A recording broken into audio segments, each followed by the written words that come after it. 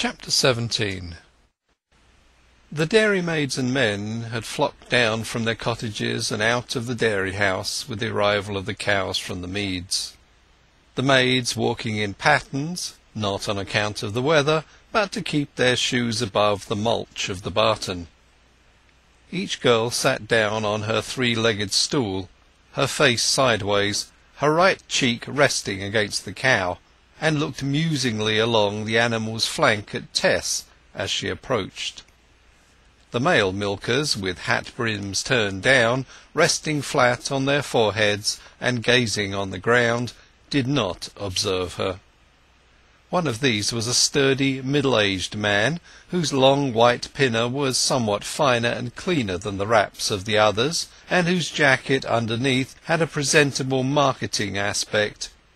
The master dairyman of whom she was in quest, his double character as a working milker and butter maker here during 6 days, and on the 7th as a man in shining broadcloth in his family pew at church, being so marked as to have inspired a rhyme.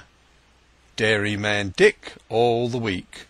On Sundays, Mr. Richard Crick. Seeing Tess standing at gaze, he went across to her. The majority of dairymen have a cross manner at milking time, but it happened that Mr. Crick was glad to get a new hand, for the days were busy ones now, and he received her warmly, inquiring for her mother and the rest of the family, though this as a matter of form merely, for in reality he had not been aware of Mrs. Durbeyfield's existence till apprised of the fact by a brief business letter about Tess. "Oh, as a lad I knowed your part of the country very well," he said terminatively, "though I've never been there since. And a aged woman of 90 that used to live nigh here, but is dead and long gone, told me that a family of some such name as yours in Blackmoor Vale came originally from these parts, and that 'twere an old ancient race that had all but perished off the earth, though the new generations didn't know it. But, Lord, I took no notice of the old woman's ramblings, not I." "Oh no, it is nothing," said Tess. Then the talk was of business only. "You can milk 'em clean, my maidy? I don't want my cows going a zoo at this time of year." She reassured him on that point, and he surveyed her up and down.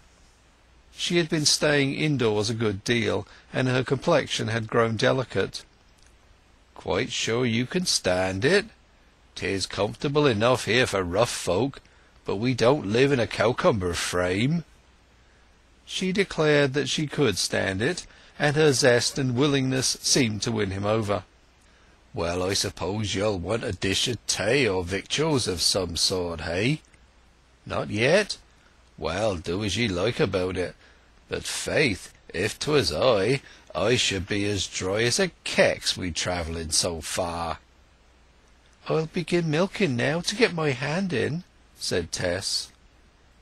She drank a little milk as temporary refreshment, to the surprise, indeed slight contempt, of Dairyman Crick, to whose mind it had apparently never occurred that milk was good as a beverage.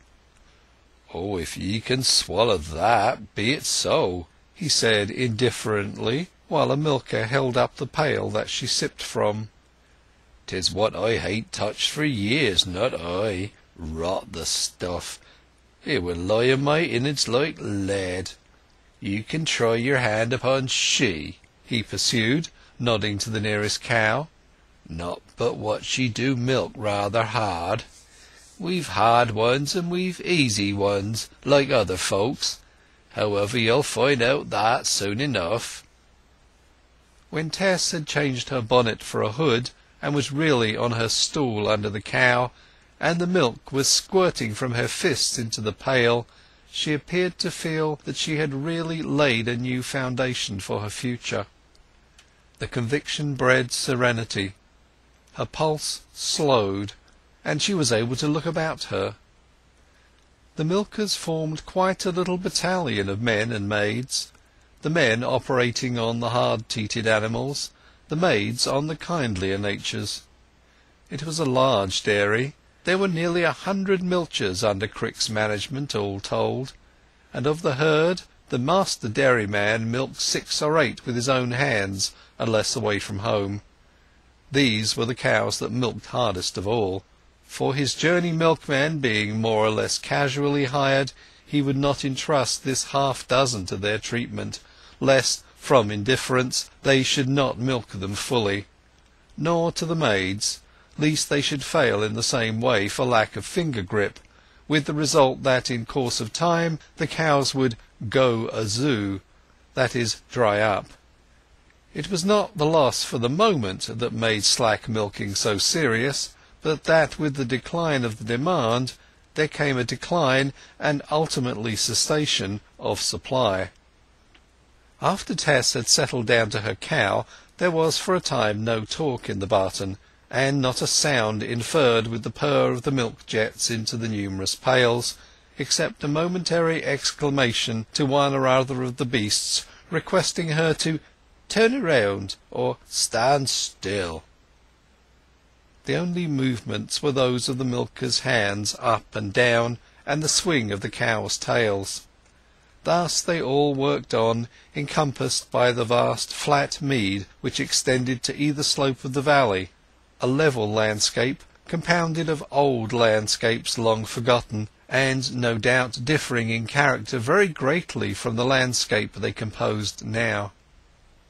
"To my thinking," said the dairyman, rising suddenly from a cow he had just finished off, snatching up his 3-legged stool in one hand and the pail in the other, and moving on to the next hard yielder in his vicinity, "to my thinking, the cows don't gie down their milk to-day as usual.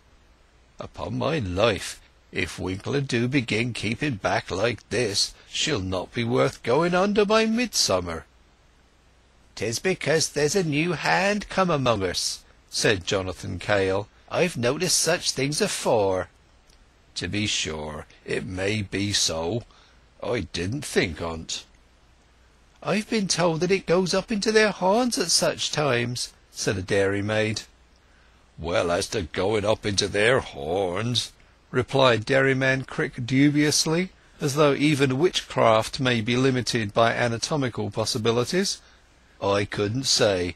I certainly could not. But as nut cows will keep it back as well as the horned ones, I don't quite agree to it. Do ye know that riddle about the nut cows, Jonathan? Why do nut cows give less milk in a year than horned?" "I don't," interposed the milkmaid. "Why do they?" "Because there bain't so many of 'em," said the dairyman. "Howsomever, these gamesters do certainly keep back their milk to-day.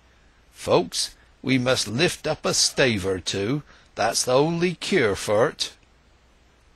Songs were often resorted to in dairies hereabout as an enticement to the cows when they showed signs of withholding their usual yield, and the band of milkers at this request burst into melody, in purely businesslike tones, it is true, and with no great spontaneity, the result, according to their own belief, being a decided improvement during the song's continuance. When they had gone through 14 or 15 verses of a cheerful ballad about a murderer who was afraid to go to bed in the dark because he saw certain brimstone flames around him, one of the male milkers said, "I wish singing on the stoop didn't use up so much of a man's wind. You should get your harp, sir, not but what a fiddle is best." Tess, who had given an ear to this, thought the words were addressed to the dairyman, but she was wrong. A reply, in the shape of "Why?" came as it were out of the belly of a dun cow in the stalls. It had been spoken by a milker behind the animal, whom she had not hitherto perceived. "Oh yes, there's nothing like a fiddle," said the dairyman, "though I do think that bulls are more moved by a tune than cows. At least that's my experience. Once there was an old aged man over at Mellstock, William Dewey by name, one of the family that used to do a good deal of business as tranters over there. Jonathan, do you mind?